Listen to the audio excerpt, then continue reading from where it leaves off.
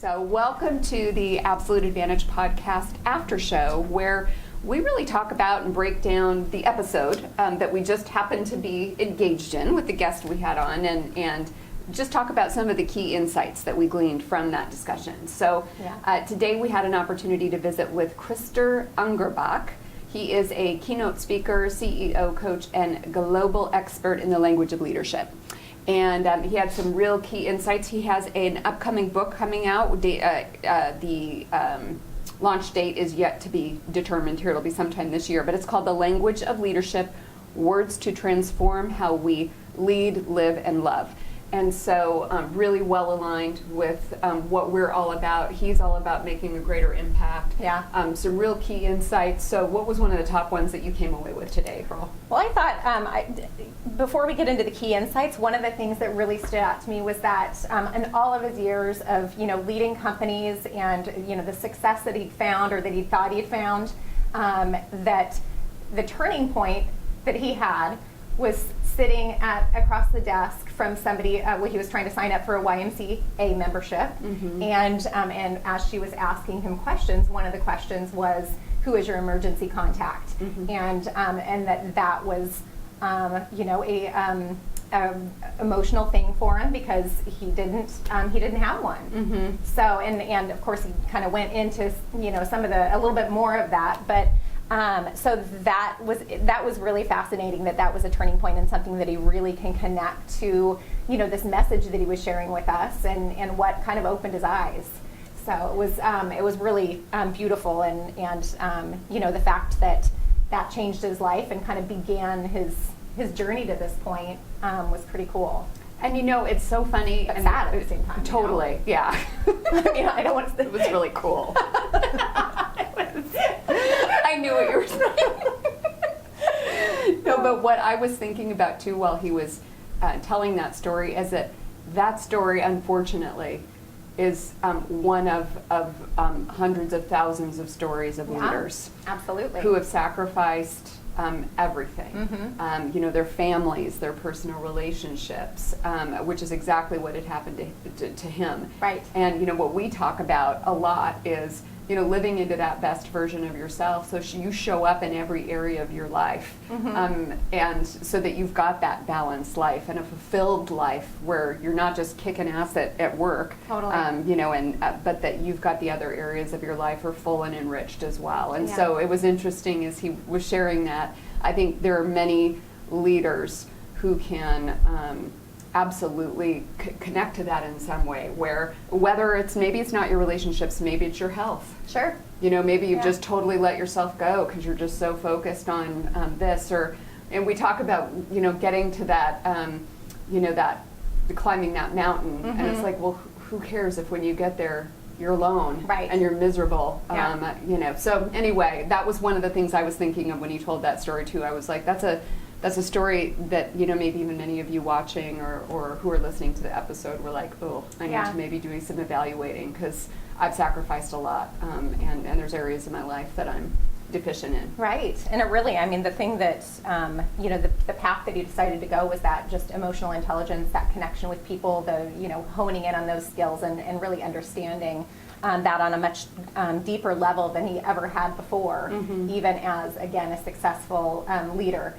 Himself for the time that he had been. And identifying that the things that were missing was the communication skills, the language tools, the listening ability, and that it really is all about changing our words. Yes. And so the science behind it, and kind of the ideas and the concepts were really fascinating. So it's great. Yeah, and his whole point about upgrading your language. So he said, I will probably get this wrong, I warn you in advance. But I loved what he said, it really resonated with me. So if you change your words, you change your thinking. And when you change your thinking, you change your heart. Right. And that changing, getting to the point where you're changing your heart may be a little bit further down the road, but when you start to change your words, that is an immediate connection that you make, and your employees, your team, whoever it is that you're interacting with feels that immediately, right. Even if your heart then follows maybe once you get into the practice of changing your words, and then your thinking changes, and then it transitions to your heart. But that was powerful for me. I'm like, gosh, that's so true. Well, when your heart isn't connected to the words that are coming out of your mouth, people can pick up on that, whether it's conscious or not. I mean, it's it's easy to identify. Absolutely. So when you're not emotionally invested or really kind of hearing or connecting on that heart level. Yeah. So the magic management 8-ball challenge. That was kind of a cool one. Yeah. I loved the concept, and this is something that I know that you really recently have kind of been digging into, and not even necessarily knowing that this was a thing that, obviously it's a thing that's being talked about and stuff, but not specific to a magic 8-ball. Yeah, I know, but I'm going to get one. Amazon, I'll be ordering an 8-ball after this episode. But one distinction, so the whole idea of it is that there are 3 questions that you can ask someone that really get to the meat, like where typically an insight will be made. Yeah. Because I was really in the habit of and he talked about this a lot, where it was, the language of expertise or the language of solutions. And so falling into being that solution person. So somebody comes in, has an issue or a problem, and you are immediately going into solution mode. Yeah. And so it's something I've been really working on, and you have to create an awareness around it, and then you have to deprogram yourself. I mean, like, this is learned behavior over time to just go ahead and fire off a solution. Totally. So now instead, when somebody comes in with a question, I have 3 questions that I ask them, and I don't try to solve the problem. But there was a distinction that I learned in this episode, and that was it needs to be the how, asking questions that are what or how. Yeah. Because you can be asking a question and it still really be disguised as you sharing expertise or solving a problem. Right, exactly. Like, have you tried doing this? Right. It's still you. I was like, interesting. You can find a way to slide it in there. Get them out the door. Yeah. I'm kidding. It's terrible.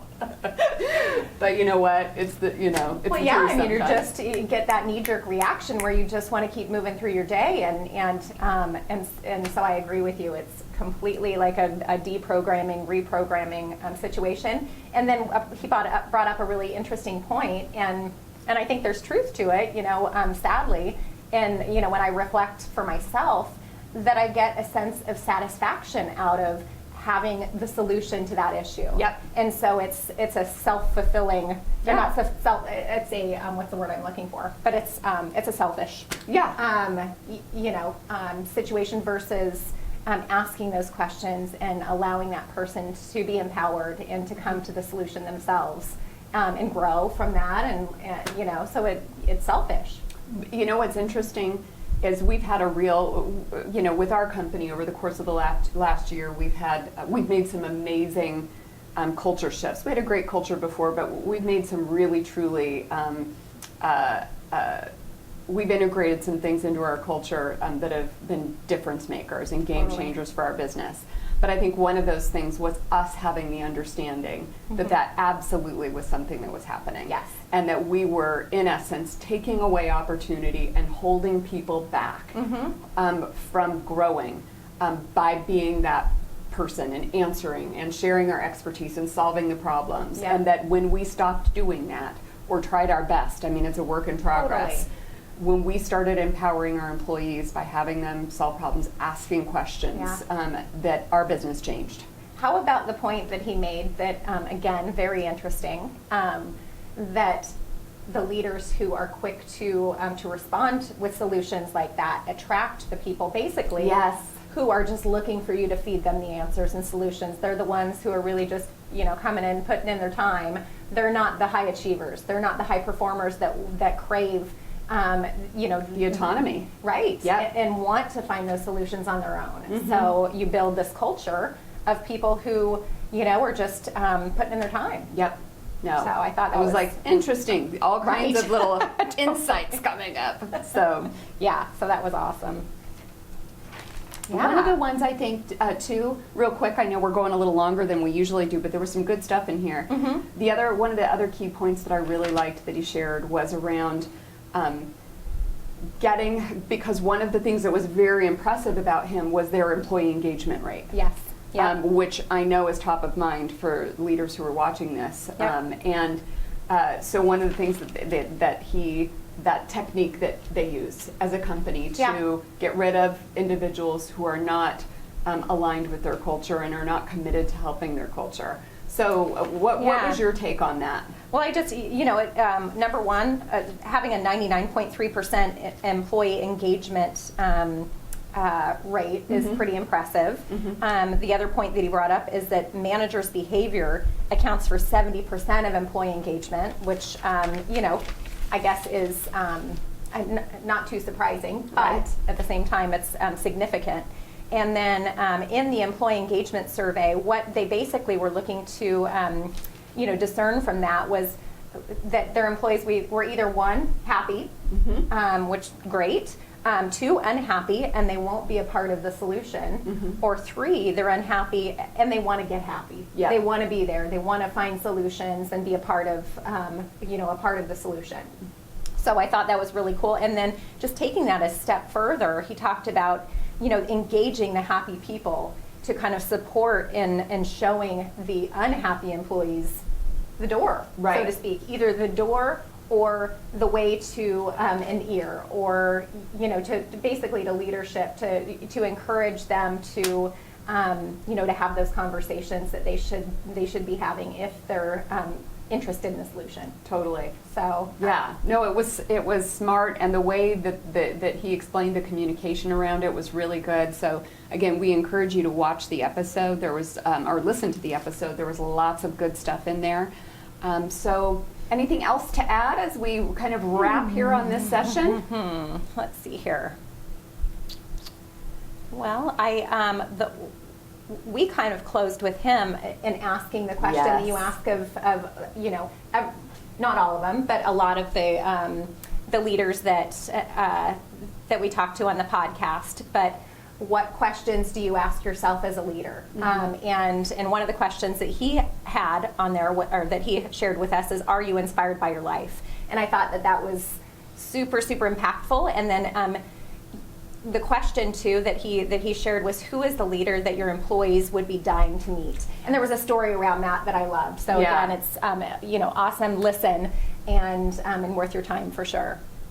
Excellent. Well, thank you guys so much for joining us. If you're interested in this or any other tidbits from us, you can check us out, subscribe to our YouTube channel. You can go to absoluteadvantageleadership.com, check us out on Facebook, absoluteadvantagepodcast.com. We're all over the place. And then also too, if you're interested, we do have a download for you. So if you're interested in that, 6 Secrets of the Highest Performing Leaders. So you can find that on our Absolute Advantage Leadership website. Excellent. So we will see you next time. Thank you so much for joining us.